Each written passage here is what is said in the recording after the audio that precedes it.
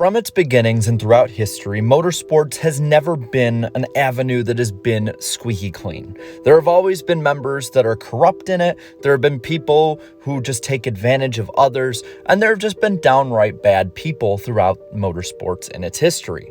But I think that generally we can say that while these people are bad, they're not evil. But there are some few horrid cases where evil does infiltrate racing. And unfortunately, some of them were absolutely awful. This is Christopher Wilder. He is a person who at one point did race in IMSA, but is known for something far more sinister, being one of the worst mass murderers in modern history. Now, to kind of go back and see where he started, he was born in 1945 to an American naval officer and an Australian woman. Now, he nearly died at birth, as well as nearly drowning in a pool at 2 years old, and had health problems throughout his life. But this really set the standard of what his life would be like. You see, he was not someone who, by any means, was either physically or mentally well. At the age of 17, he was already stalking and doing absolutely terrible things. And at that age, he was also arrested for being a member of a group assault on a woman. The thing is, because of the failures of the justice system, he only got a 1-year probation and electroshock therapy, which many attribute to the fact of how he got worse. At the age of 23, he got married, but very quickly his wife found lewd photos in his car as well as different women's underwear, and she accused him of abusing her. Actually, according to her, he tried ending her life early on in the marriage, which only lasted 1 week. Because of a lot of the allegations, he moved to America, to Boynton Beach, Florida in 1969. And he got rich quick. He started a construction and real estate company, and he had a ton of different income to use. And this is where he started to get into racing. You see, he bought a Porsche 911 and he raced it recreationally, along with a speedboat that he would race with different people. It was pretty clear that overall he had a need for speed, a need for some kind of thrill, and he was using racing in a lot of ways to kind of get this thrill he needed. But as is with a lot of these cases, it wouldn't be enough. He also found an interest in photography while he was living in Florida and would go to racetracks to, 1, take photos of different drivers, but 2, would be to lure different women and victims in. In 1971, he was turned into local police due to trying to get women to pose without clothes for him, as well as trying to force himself onto underage women as well. Doctors who analyzed him said that he wasn't safe to be in an unstructured environment, though any efforts that they or the justice system made fell through and failed every time. Over and over again, he would do this to different women, and he would say that it was for modeling jobs, only to assault them after the fact. He did this in 1982 on a trip to Australia to 2 high school girls, and after being arrested, his parents posted bail for him and let him get out of the country. He was allowed to return to Florida to await his trial, which continuously got postponed over and over again due to not having priority, even though he was a repeat offender over and over again. And it finally was set for April 8th, 1984. Well, in this time, he started to ramp up his involvement in motorsports. He would take different women he was trying to lure in to different races and racetracks all across the country for different dates, for photography, to try and make them believe that he was this great, upstanding guy. He entered into 5 amateur races in 1982 before going professional in 1983. He made his debut in the IMSA GTU class at the 12 Hours of Sebring. His team finished 10th in his class, and he co-drove in 2 other races that year, Road Atlanta and the season finale at Daytona. But the team he rode for couldn't keep all the drivers together, so he had to create his own team. In 1984, he created his own team with his own Porsche 911. With this, he entered into the 24 Hours of Daytona, driving that black Porsche 911, to 14th in the GTU class and 52nd overall. Now, at this point, many theorized that maybe he felt the walls closing in on him, so his second race would end up being his last, the Budweiser Grand Prix of Miami. where Wilder did finish 17th and didn't do too bad, but he was there for ulterior motives altogether. Being a driver, he could get attention on himself. He could get a little bit of clout, and he, at the same time, could really get some good standing with different people who just weren't as experienced in racing or around different people like him. After the race, he started what would end up being the most violent killing spree in U.S. history. He started with a woman named Rosario Gonzalez. She was working at the racetrack as a spokesmodel, passing out different samples of aspirin. From that race, she went missing, and, well, she was never seen again after this race.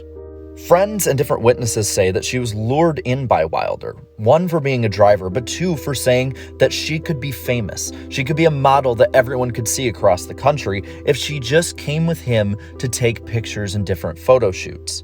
According to the witnesses, she had left the racetrack in the early afternoon with him. About a week later, after her occurrence, Wilder's former girlfriend and former Miss Florida contestant Elizabeth or Beth Kenyon vanished. With this happening, her parents hired a private investigator, and they found the connection that they both competed in the same pageants and were linked to Wilder, who probably knew them from both of those pageants. Soon, a manhunt began looking for Wilder, who at this point was going across the country, abducting, abusing, and in some cases, killing young women all over the place in different states. And over the next 6 weeks, he did this to a half a dozen other women, though he's linked to at least 20 others. At the same time, his race team actually kept competing. In the 12 Hours of Sebring, the race that he started racing professionally at, in March 24th of 1984, they officially listed his team and team car, even though the owner was completely vacant. They thought that maybe he just hadn't shown up to the track. And the car was driven by Van McDonald and Dennis DeFranceschi. None of his team members or crew members knew anything until they were actually approached by different investigators. At this point, the manhunt had become the biggest in the FBI's history. These federal investigators went and investigated the IMSA paddock all over the track, interviewing different people to try and see where he went. And in a lot of ways, a lot of people kind of compared him almost to a Jekyll and Hyde if it was true. Many people couldn't believe it was true because he had led such a false persona through the years and through his partnerships with them.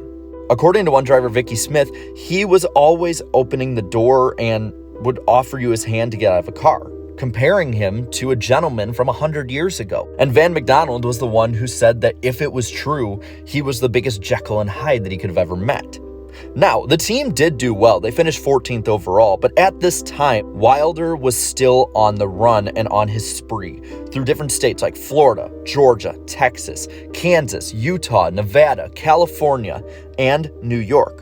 Some thought that he was actually probably heading to different racetracks where he could find young women. They thought that maybe since he was in the West Coast area towards Southern California, that he might have headed towards the Riverside or Long Beach Grand Prix.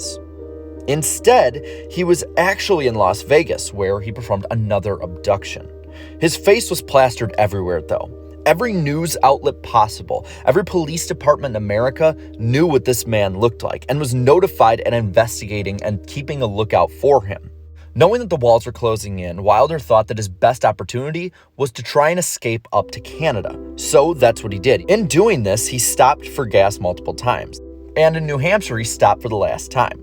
While he was at the gas station, he asked a gas station attendant how he could get to Canada.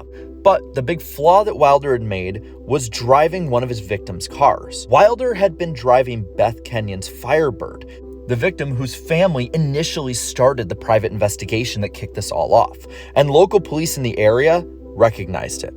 On April 13th, 1984, at this gas station in New Hampshire, he was approached by police officers. But in seeing that they knew who he was and they were trying to apprehend him, Wilder tried one last gasp at escaping, and he got into a scuffle with the officers. In doing this, he reached into his car where he was trying to get his .357, but in the scuffle, instead of shooting at the police officers, he instead shot himself in the heart, ending his life almost instantly. In a matter of moments, the largest manhunt in FBI history was over, in a horrid way. The scars that were left on his victims' families and some of his victims that survived, though, can never go away. And while it was brief, his presence in motorsports overall was a dark scar on the sport itself. He infiltrated the racing community through a false gentleman persona that was really only there so that he could do horrible, insidious deeds. Wilder, to this day, is actually linked to numerous other major cases that have since went unsolved. But I think the big lesson here that many can learn from this, even in the present, is that when there are obvious signs of different things going on, authorities need to A, take it seriously, and B, be notified. None of this would have happened if the Australian and United States justice systems had done their job when there were obvious signs there. I get that they were different times and maybe this wasn't something that was as well known at the time, but there were obvious signs that this man was not well, and he still somehow slipped through the cracks. And as I said before, to this day, I think he is definitely one of the biggest dark scars in motorsports history.